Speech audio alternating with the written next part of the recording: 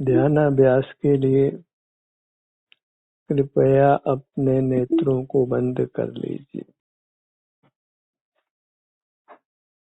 अपना मुख अपनी ओर कीजिए।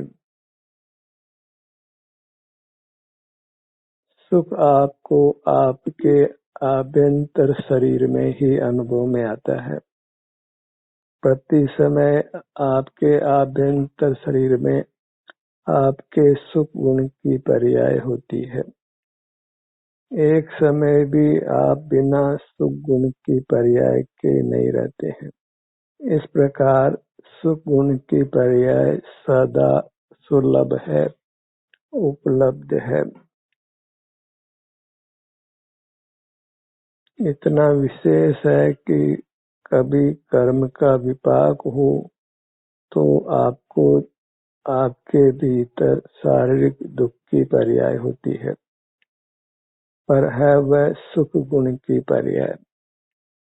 अनुभव आपको अपने सुख गुण की पर्याय का ही होता है।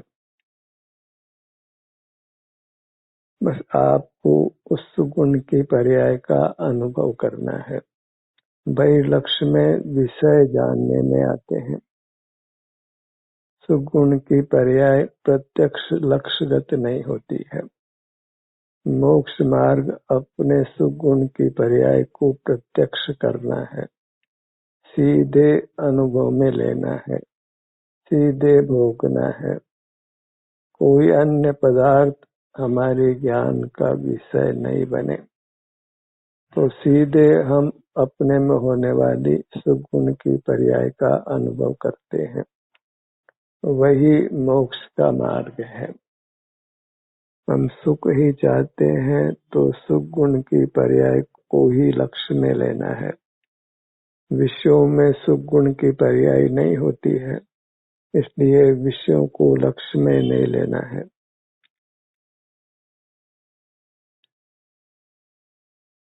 सुख जहाँ होता है वही जुड़कर उसको पाना है।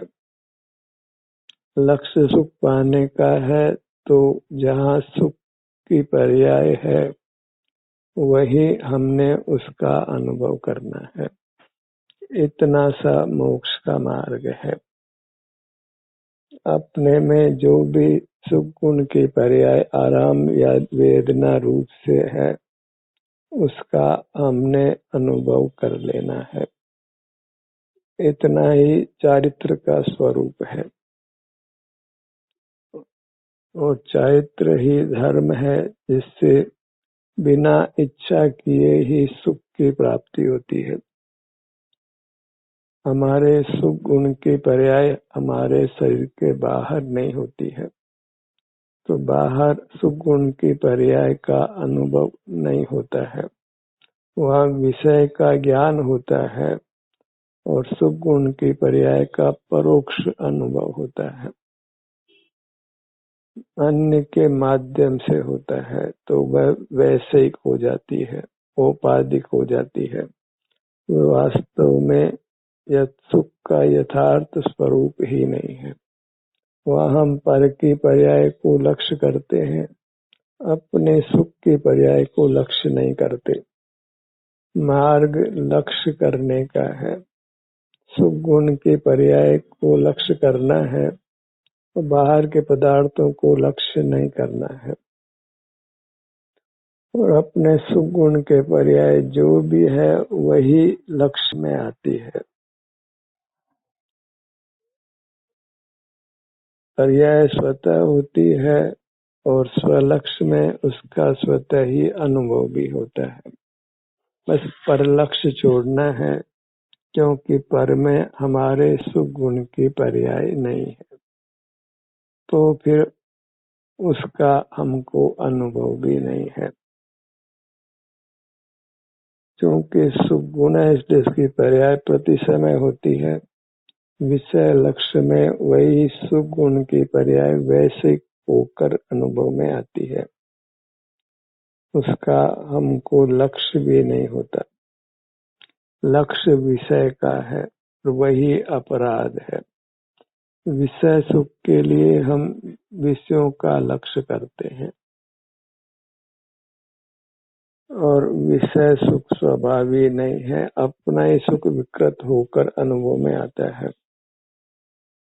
जैसे कुत्ता हड्डी को चबाते हुए यह महसूस करता है कि हड्डी में से खून मिलकर उसका स्वाद आ रहा है, जबकि हड्डी चबाने से उसके जबड़े छिल जाते हैं और खुद का ही खून उसके आस्वादन में आता है और मानता यह है कि मैं हड्डी को भोग रहा हूँ, और वह खुद का ही खून पीकर अपने शरीर को क्षति पहुंचाता है, अपने जबड़ों को लहूलुहान करता है। ऐसे ही परलक्ष्य में हम अपने सुख गुण की पर्याय का अनुभव करते हैं, पर वह वैसे हो जाती है, वह यथार्थ सुख रूप नहीं होती है और वह बंधन का हेतु होती है।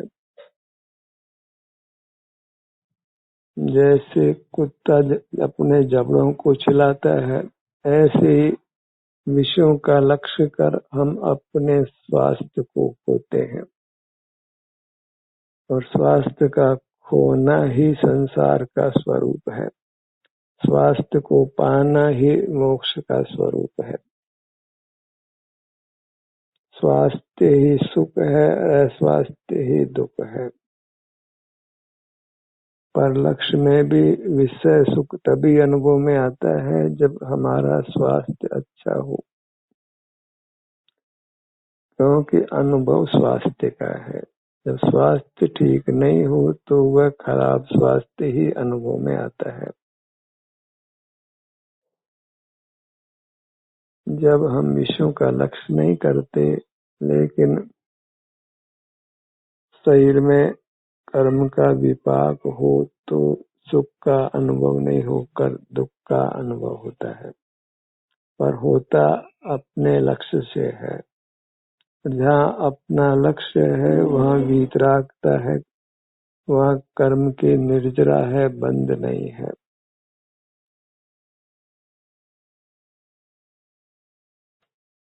अपना मुख अपनी ओर करके हमने अपने सुख दुख की स्थिति जो भी है उसका मात्र अनुभव कर लेना है। यही स्वानुभव का स्वरूप है, जो मोक्ष मार्ग है। इसी को शुद्धोपयोग संज्ञा है। स्वरूप में विश्रांति है, स्वरूप में आकर ठहर जाना है, अन्य कुछ करना शेष नहीं रहा।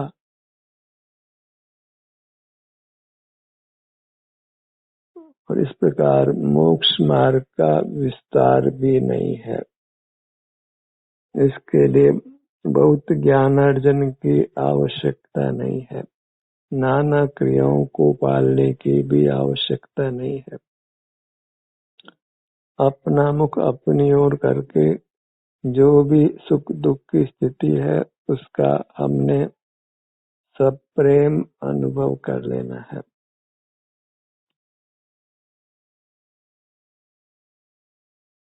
ये अनुभव ही मोक्ष का मार्ग है, हमें दुखों से छुड़ाकर उत्तम सुख में पहुंचाता है, परमात्म पद देता है। फिर जीव कभी अपने सुख संवेदन से च्युत नहीं होता है। स्वोन्मुखी होने का यही उत्तम फल है, परमात्म पद को पाना, सदा सुखी रहना।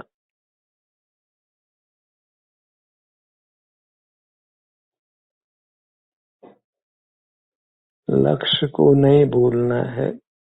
लक्ष्य अतीन्द्रिय सुख को पाने का है, जहाँ इंद्रियों का प्रकाश का पर वस्तुओं का उपयोग नहीं है। अपने ही सन्मुख रहकर ठहर जाना है, फिर बहिर्मुख नहीं होना है।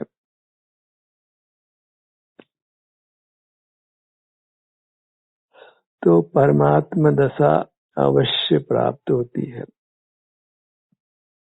परमात्म दशा सुख के अनुभव रूप स्थिति है।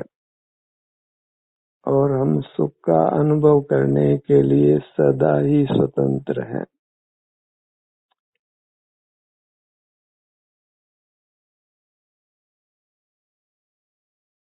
सुख दशा गुप्त नहीं है।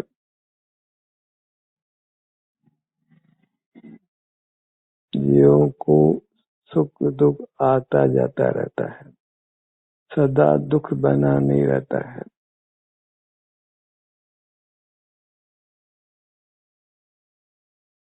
और दुख हो भी शरीर में तो उसको भोग कर हम कर्मों के बंधन से मुक्त होकर परमात्मा हो जाते हैं।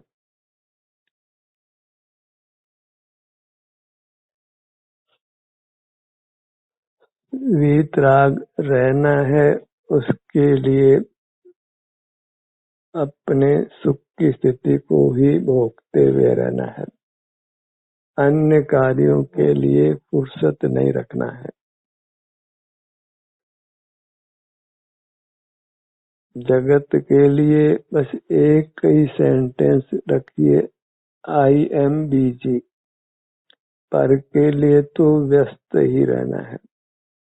भले ही फिर व्यस्तता का आप केवल स्वांग ही करते हो।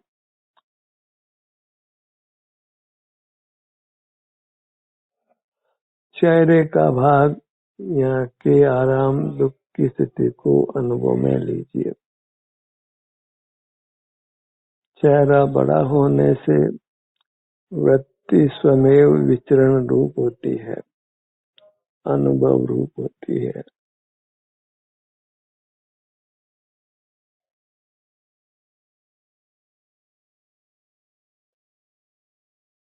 सुख पाने के लिए विषयों से नहीं जुड़कर अपने आभ्यंतर शरीर के जो भी सुख दुख की स्थिति है उसका अनुभव करते हुए रहना है।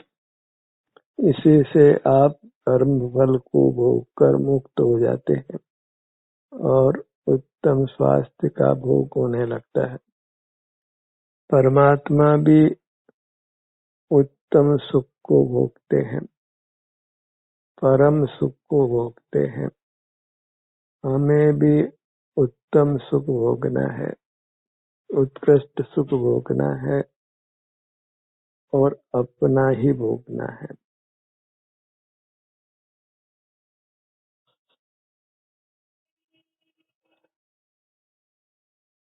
और अपने शारीरिक सुख दुख के अनुभव के लिए कुछ भी अर्थ व्यय करने की आवश्यकता नहीं है।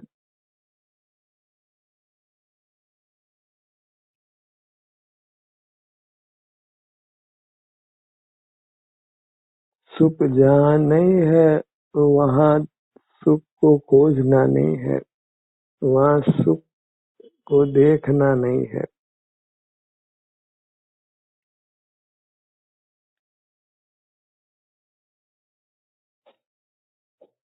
सुख की पर्याय अपने सिर से पैरों तक ही होती है और अभी सर्व प्रदेशों का अनुभव नहीं होता है।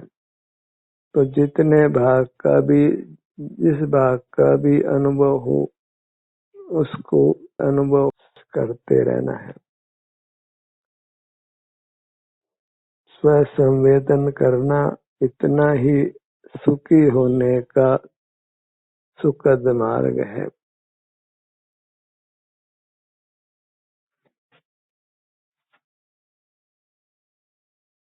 सुख के लिए जहाँ सुख की पर्याय है वहीं जाना है। और सुख की पर्याय अपने शरीर से बाहर नहीं होती, अपने शरीर में ही होती है। तो अपने शरीर से ही जुड़कर रहना है।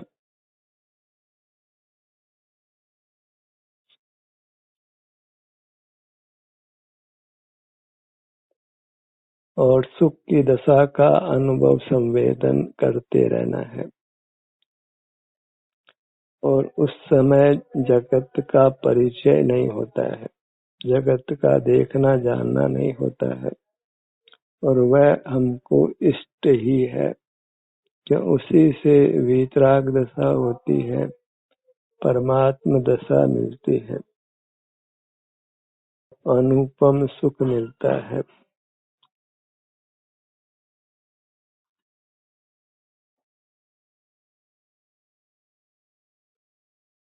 कितनी शिक्षा है कि अनुभव अपने सुख गुण की पर्याय का होता है और वह अपने शरीर में ही होती है। तो शरीर से युक्त होकर आराम वेदना की जो भी स्थिति है उसका अनुभव करते रहना है।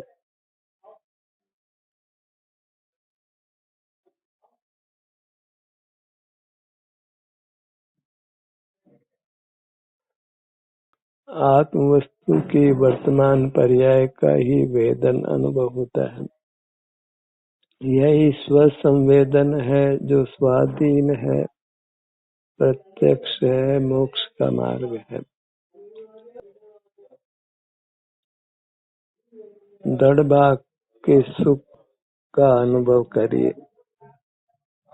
जो भी सुख की स्थिति अपने धड़ भाग में है, आराम या वेदना रूप से, उसका सतत अनुभव करिए।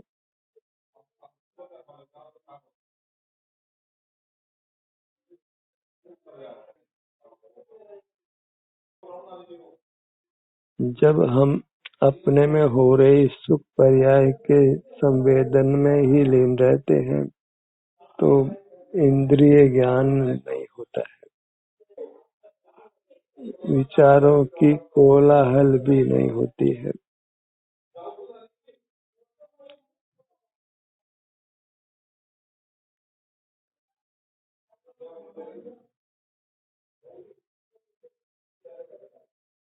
दाहिनी भुजा में सुख दुख की स्थिति को अनुभव में लीजिए।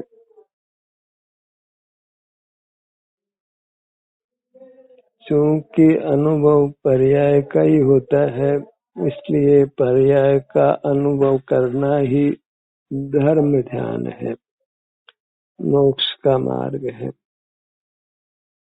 फिर वह पर्याय कैसी भी क्यों न हो, उसको सीधे लक्ष्य में लेना है, अन्य को माध्यम नहीं बनाना है।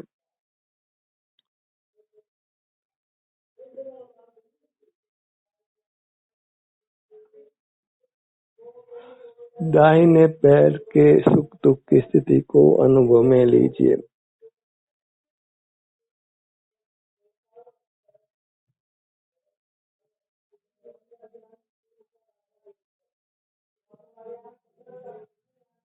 बाएं पैर में सुख दुख की स्थिति को अनुभव में लीजिए।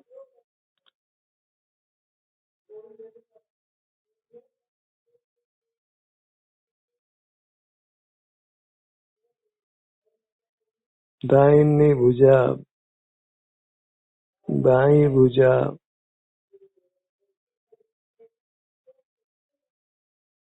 जब हम किसी अंग का नाम लेते हैं तो ये गर्भित मानिए कि आपको उस अंग के सुख दुख की स्थिति को अनुभव में लेना है।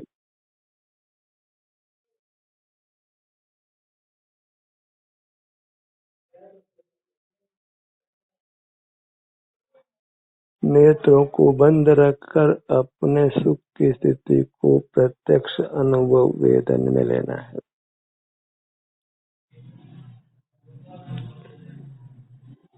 इस प्रकार वेदना उत्पन्न करने वाले कर्म के फल को भोगकर मुक्त हो जाना है। फिर अनंत काल सुख का ही अनुभव होते रहना है। ध्यान का सत्र यही समाप्त होता है।